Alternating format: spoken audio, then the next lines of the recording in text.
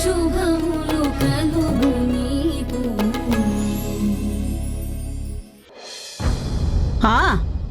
అలా అయితే ఇక జీవితంలో అరుంధతి కుటుంబం మన కుటుంబం కలవదని నువ్వు గుర్తుంచుకో.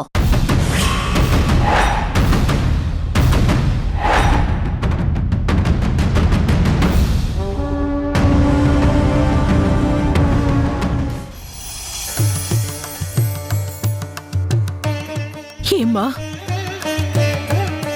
వారాహి నా కూతురు కాదా? నువ్వు చెప్పమ్మా, వారాహి నా కూతురు కాదా? అప్పుడే పుట్టిన బిడ్డని నువ్వు నాకు ప్రసాదించావు.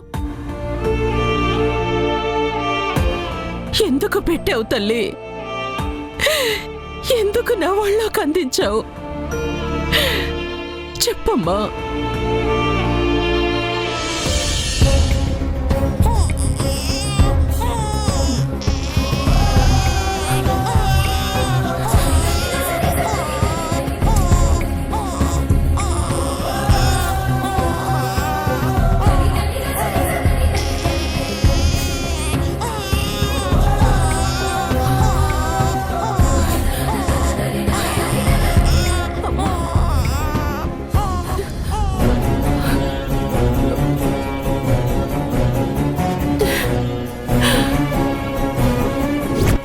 అమ్మా,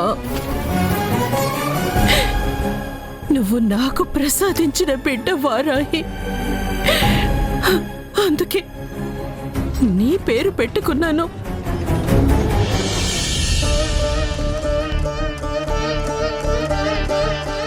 నీ సన్నిధిలో దొరికిన ఈ బిడ్డకి నీ పేరే పెట్టుకుంటాను. ఇక నుంచి నీ పేరు వారాహి.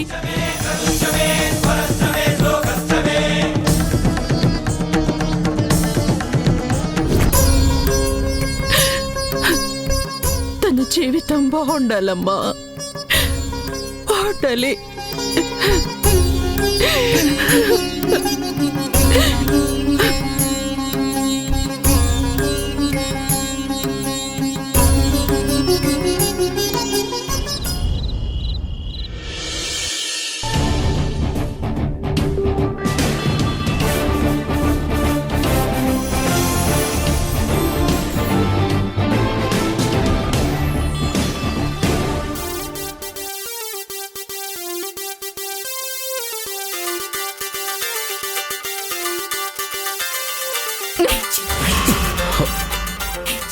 ఈ పిచ్చి పొట్టి వీటిని అలా విసిరేసావేంటి? ల్యాప్టాప్కి ఏమైనా అయితే? ఏమైతే నాకేంటి? నా టైం అయింది. నువ్వు బెడ్ ఖాళీ చేసి నీ దిండు దుప్పటి తీసుకొని వెళ్ళి పడుకో.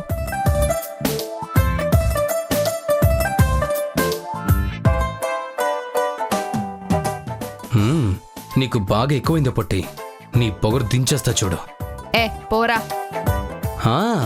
నేనేం నీ మాట విని వెళ్ళట్లేదు, నీ మొహం చూడలేకెళ్తున్నాను పొట్టి.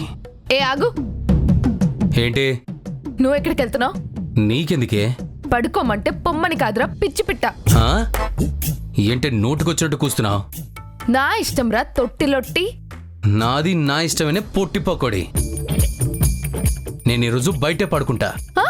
బయట? ఏం చేస్తున్నావు? కుదరదు, నువ్వు గదిలోనే పడుకోవాలి.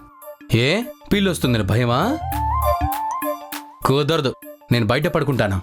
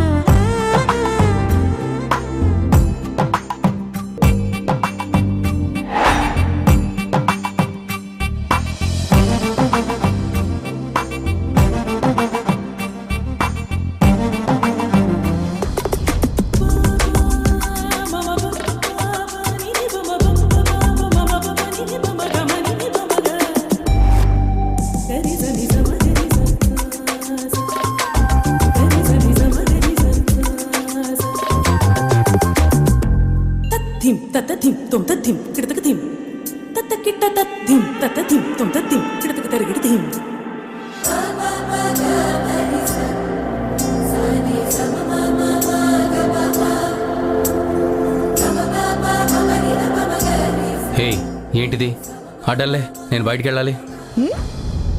వెళ్ళు.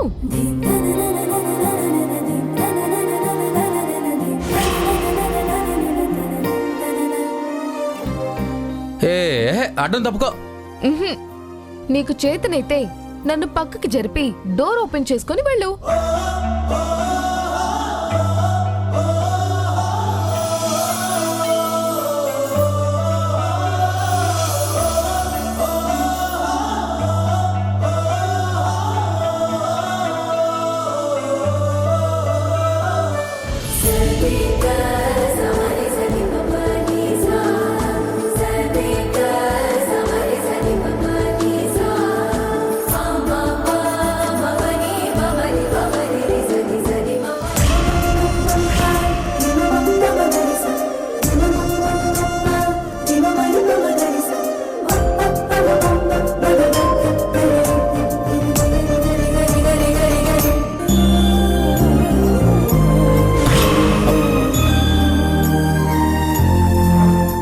ఏయ్ ఏంటిది, పక్క తప్పుకో.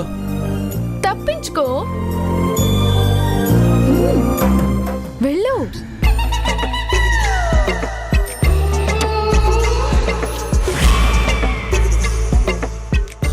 ఏ కుదరట్లేదా? సిగ్గులేనోడివి నీకు సిగ్గడ్డం వచ్చిందా? అయినా ఏంటిది, నా మీద ఫైట్ డిక్లేర్ చేసి బయటికి వెళ్తానంటే వెళ్ళనివేమేంటి? ఓ అంటే నువ్వు ఇంట్లోంచి వెళ్లకుండా ఇక్కడే ఉండి నన్ను టెంప్ట్ చేసి లొంగ తీసుకుందావనా? హోసే పొట్టి, నీకంత ఈజీగా పడిపోనే. నీకంత లేదురా లొట్టి. నేనేం నీకోసం పడి చచ్చిపోవట్లే. మరైతే తప్పుకో. తప్పుకోను. నిన్ను బయటికి వెళ్ళనివ్వను.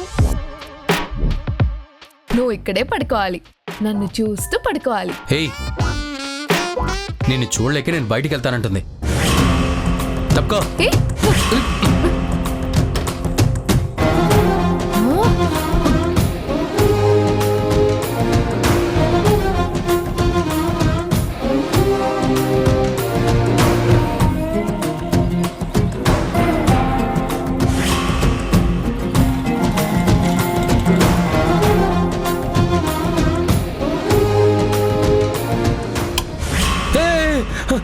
కరెంట్ పోయింది. కాదురా, నేనే లైట్స్ ఆపేసా. హేయ్, ఎందుకే లైట్ ఆపావు? నువ్వు పడుకునేది లోపల కదా. నువ్వు పడుకోవాల్సింది లోపలే. కుదరదు, నేను ఎక్కడే పడుకుంటాను. మర్యాదగా లైట్ అయ్యి. నేను వెయ్యను. హేయ్, లైట్ వేస్తావా లేదా? ఇంకొంచెం గట్టిగా అరువు. మీ అమ్మ వచ్చి లైట్ వేసి నీ కాపలాగా కూర్చుంటుంది. హేయ్, నిన్ను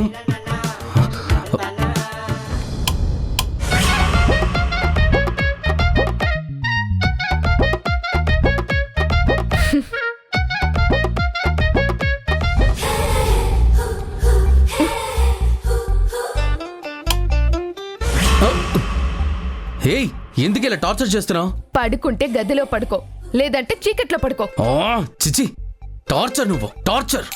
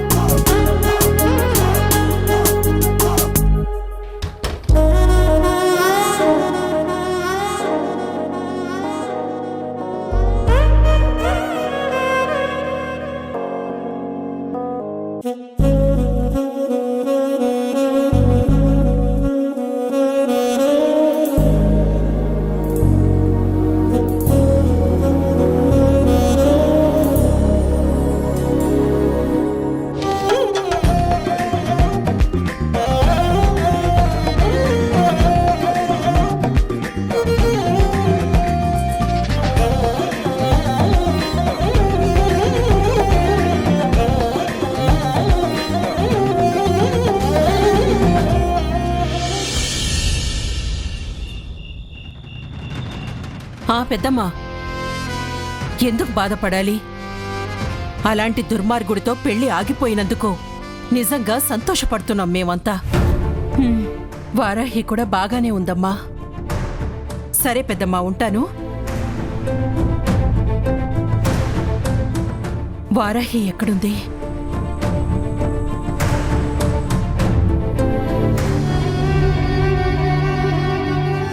చరణ్ని నా మనసులో నుంచి తీసేయాలని, రేఖకి చరణ్కి పెళ్లి అవ్వాలని కావాలని నేను రఘుతో పెళ్లి కొప్పుకున్నాను. నీకు తెలుస్తుందా? నా పెళ్లి ఆగిపోయింది. ఇప్పుడు చరణ్ గారు కూడా నా గురించి ఆలోచిస్తూ ఉంటారేమో. ఆయన ఏం ఆలోచిస్తే నీకెందుకు? నువ్వు ఆయన గురించి ఆలోచించకుండా ఉండు చాలు. చరణ్ నీ మనసులో లేడు.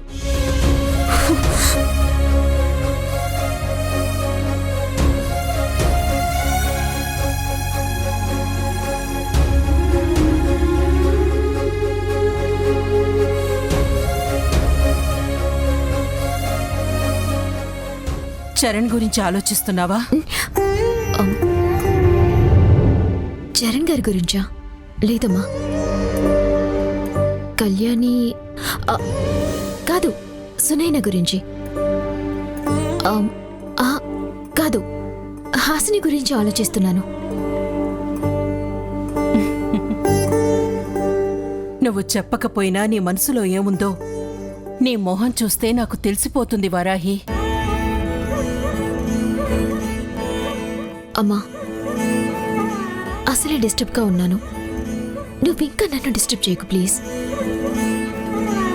నాకంతా అర్థమవుతోంది. ఇప్పుడు నువ్వు నీ మనసు పెట్టే గందరగోళం నుంచి బయటపడాలంటే ఏం చేయాలో నాకు తెలుసు. నేను రేపే వెళ్ళి చరణ్ గారితో మాట్లాడతాను. చరణ్ గారితోనా? ఏం మాట్లాడతావు?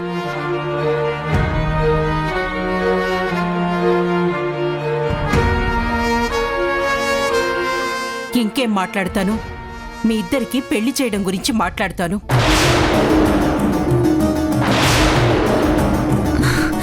మా ఇద్దరికి పెళ్ళా? అమ్మా, నువ్వేం మాట్లాడుతున్నావు? అయినా మా ఇద్దరికి పెళ్ళేంటి? నువ్విలాంటి ఆలోచనలు అస్సలు చేయొద్దు. నువ్వేంటమ్మా ఇలా మాట్లాడుతున్నావు? నేనేం రఘుతో పెళ్ళనట్లేదు, చరణ్ గారితో పెళ్ళంటున్నాను. చరణ్ గారితో నాకు పెళ్ళేంటమ్మా? అవును, మీ ఇద్దరికే పెళ్ళవ్వాలి. ఇది నేను చెప్పే మాట కాదు, దేవుడు నిర్ణయించింది. అందుకే రేఖతో ఆయన పెళ్లి ఆగిపోయింది, రఘుతో నీ పెళ్లి ఆగిపోయింది. ఇప్పుడు ఇంకా కాదనడం ఎందుకు? అమ్మా, నేను మన రెండు కుటుంబాలు కలవటం కోసమే రేఖకి చరణ్ గారికి పెళ్లి చేయాలని ట్రై చేశాను. కానీ ఏదో జరిగి ఆ పెళ్లి అలా ఆగిపోయింది. అలాని వెంటనే నేను ఆయన్ని పెళ్లి చేసుకోవటానికి ఒప్పుకుంటే అసలు నా కోరికలో నిజాయితీ ఉన్నట్టవ్వదు. ఏదో అందర్నీ మోసం చేయటానికే నేను రఘుతో పెళ్లి కొప్పుకున్నట్టు అవుతుంది.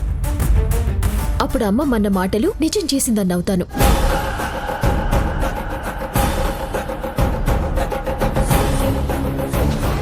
అలా వద్దు. ఎప్పటికైనా చరణ్ గారు రేఖని పెళ్లి చేసుకోవాలి. అరుంధతి గారి కోపం తగ్గాలి. చరణ్ గారు రేఖని పెళ్లి చేసుకోవడం జరిగే పని కాదమ్మా. ఆయనింక నువ్వు కూడా ఒప్పించలేవు. ఎందుకు ఒప్పించలేను? తప్పకుండా ఒప్పిస్తాను. ఇక నుంచి నువ్వు ఆయన చెప్పేది వింటావేమో కానీ ఆయన నీ మాట వినడని నాకనిపిస్తోంది. నీకెందుకమ్మా అలా అనిపిస్తోంది? అరుంధతి 25 లక్షలు ఇచ్చినప్పుడు ఆయన నీ మాటని పక్కన పెట్టారు. నిన్ను చాలా ఆప్యాయంగా మందలించారు. వీళ్ళని చెల్లెల జీవితాన్ని కష్టపెడతారని నువ్వేం కంగారు పడకో. ఏం జరిగినా అని నేను చూసుకుంటాను. నీకోసం నేను నిలబడతాను. ఆ మందలింపులో నీకు మేలు చేసే పనులే ఆయన చేస్తారని, కీడు చేసే పనులు అస్సలు చెయ్యరని అర్థమైపోయింది వారాహి. అందుకేనమ్మా ఆయన మనకిచ్చిన 25 లక్షలు ఆయనకెలాగైనా తిరిగిచ్చేయాలి. రుణభారం అస్సలు ఉండకూడదు. నువ్వు ఏం చేసినా ఆయన్ని పెళ్లి చేసుకుంటేనే ఆయన సంతోషంగా ఉంటారు, నువ్వు సంతోషంగా ఉండగలుగుతావు. నీకు దండం పెడతానమ్మా, ఆయన పెళ్లి చేసుకోమని మాత్రం చెప్పకు.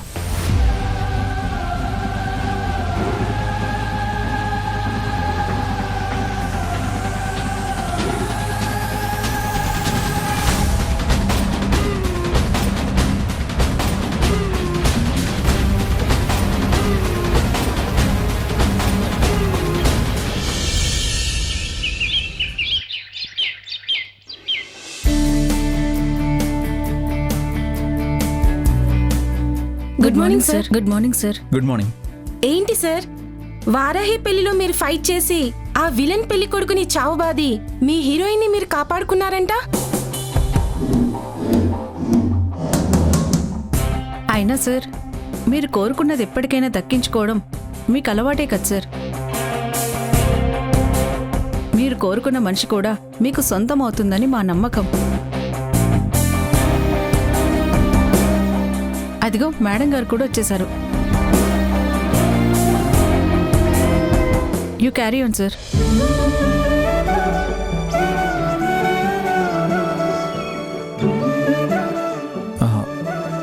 వారాహి, ఒక నిమిషం. చెప్పండి. నేను మా నాన్నతో చెప్పాను. ఆయన చాలా సంతోషపడ్డారని నాకు అర్థమైపోయింది. మరి మీ ఇంట్లో ఏమనుకుంటున్నారు? మీ అమ్మగారు, మీ చెల్లెళ్ళు? దేని గురించి సార్? ఇంకా దేని గురించి వారాహి? మన ఇద్దరి గురించి ఏమనుకుంటున్నారో దాని గురించే. మన గురించి మా ఇంట్లో ఏమనుకుంటారు? వారాహి, ఇంత జరిగాక ఇంకేమనుకుంటారు? మన పెళ్లి గురించే కదా మాట్లాడుకుంటారు. మన పెళ్లి గురించా? హ్మ్. సార్, మీరెందుకు ఇలా మాట్లాడుతున్నారో నాకు అర్థం కావడం లేదు. వాళ్ళేం అలా మాట్లాడుకోవట్లేదు. మాట్లాడుకోవట్లేదా? సార్ ప్లీజ్, అయినా నేను భయపడుతూనే ఉన్నాను. నా పెళ్ళి ఆగినప్పుడే మీరు ఇలాంటి ఆశలు పెంచుకుంటారని భయపడుతూనే ఉన్నాను. ఇంత త్వరగా నా భయాన్ని నిజం చేస్తారనుకోలేదు. అసలు పెళ్ళంటే భయం దేనికి వారాహి? మీకు దండం పెడతాను, మిమ్మల్ని నేను పెళ్లి చేసుకోలేను. మీరు నాకు బాస్, నేను మీ స్కూల్లో టీచర్ని. మనిద్దరం మంచి ఫ్రెండ్స్, అంతే. ఇది చాలు. ఇంతకు మించి ఏ రిలేషన్ వద్దు మన మధ్యలో. వారాహి, అసలు నువ్వెవరి గురించి భయపడుతున్నావు? వద్దు సార్, నా మాట వినండి. దీని గురించి ఈ డిస్కషన్ ఇక్కడితోనే ఆపేసేయండి. వారాహి ప్లీజ్, నా మాట విను. నీకు నేనున్నాను. వద్దు, నన్ను ఇలాగే ఉండనివ్వండి. వారాహిని వాళ్ళ అనకు. నేను మా నాన్నకి చెప్తే ఆయనలో కూడా చాలా పాజిటివ్ రియాక్షన్స్ కనిపించాయి. సార్, ఇంకే డిస్కషన్ ఆపేయండి, నేను వెళ్తాను. వారాహి ఆగు, నా మాట విను. సో ప్లీజ్ సార్, మీరు ఇలా నా వెంట పడుతుంటే మన స్టాఫ్ కూడా ఏదేదో మాట్లాడుకుంటారు. Go to hell with the staff. నేను ఈ విషయంలో ఈ ప్రపంచాన్ని కూడా లెక్క చేయను. నేను చేస్తాను. ఆడపిల్లని కదా, ప్రతి చిన్న కమెంట్ని కౌంట్లోకి తీసుకుంటాను. అందుకే చెప్తున్నాను, మీరు మీ ఆశల్ని కళ్ళల్ని కంట్రోల్ చేసుకోండి. నేను మీకు దూరంగానే ఉంటాను. Please stop it Varahi. నేను మీకు 25 లక్షలు అప్పున్నాను సార్, అది తీర్చాలి. అందుకే నేను ఇక్కడ కష్టపడి పనిచేయాలి. ప్లీజ్, నీకు దండం పెడతాను. అరే, నీ మాటలతో నన్ను గుచ్చి గుచ్చి చంపకు. నీ అభిప్రాయాల్ని, నీ పిచ్చి మూర్ఖత్వాన్ని వచ్చి మా నాన్నతో చెప్పుకో. ఎందుకో తెలుసా, ఆయన ఇప్పుడు మన పెళ్లి గురించి చాలా హోప్ పెట్టుకున్నాడు అనిపించింది. ఆయన కళ్ళలో వెలుగు కనిపించింది. నువ్వే వచ్చి ఆయనతో చెప్పావనుకో, ఆయనలో చిగురించిన ఆశ చచ్చిపోతుంది. దానివల్ల పెద్దగా జరిగేదేమీ ఉండదు. నువ్వు మా ఇంట్లో అడుగు పెట్టకపోవడం వల్ల ఆయన ఏదో తొందరగా కోలుకుంటాడని ఆశ చచ్చిపోవడం తప్ప ఇంకేం జరగదులే. నా అంతటి నేనే వెళ్ళి మా నాన్నతో వెళ్ళి చెప్పలేను వారాహి నన్ను చేసుకోదని. అలాగే నువ్వు చెప్పే మాటలు విని నేను అస్సలు తట్టుకోలేను. మా నాన్నకు సేవ చేయడం కోసం నేనైనా బాగుండాలి కదా వారాహి. అందుకే నువ్వే వచ్చి మా నాన్నతో ఈ మాట చెప్పేశాయి.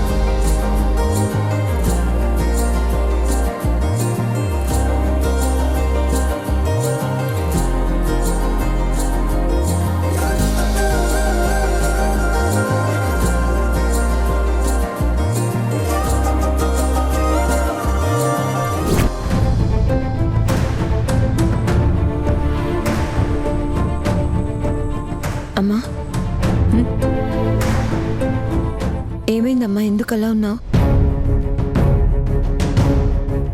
నీకేమైంది? నాకేమైంది? I'm all right, you know. నీ గొంతు వింటే నాకు అర్థమైపోయింది. చెప్పు, ఏదో మాట్లాడాలని వచ్చావు కదా? అవునమ్మా, చరణ్ గురించి మాట్లాడాలి. చరణ్ గురించా? అతని గురించి మనం మాట్లాడుకునేదేముంటుందమ్మా? తనతో నా పెళ్ళి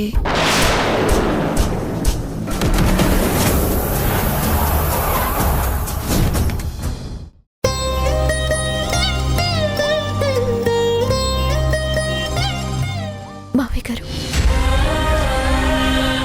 నాకు మిమ్మల్ని అలాగే పిలవాలని ఉంది. చాలా ఆశగా ఉంది సార్. నాకు చరణ్ గారంటే చాలా చాలా ఇష్టం.